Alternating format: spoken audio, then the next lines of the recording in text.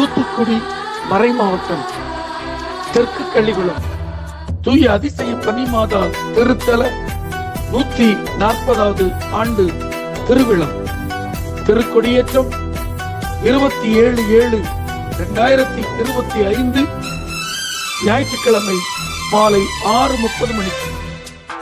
தலைமை மேதகு ஆயர் ஸ்டீபன். நற்கருணை பவனி 3/8/2025 ஞாயிற்றுக்கிழமை. தலைமை பேரருள் திரு ஜோசப் ரவிபாலன். திருவிழா மாலை ஆராதனை 4/8/2025 மாலை 6:30 மணி. தலைமை மேதகு ஆயர் ஜார்ஜ் ராஜேந்திரன். திருவிழா திருப்பலி 5/8/2025 தலைமை மேதகு ஆயர் யுவோன் அம்ப்ரோஸ்.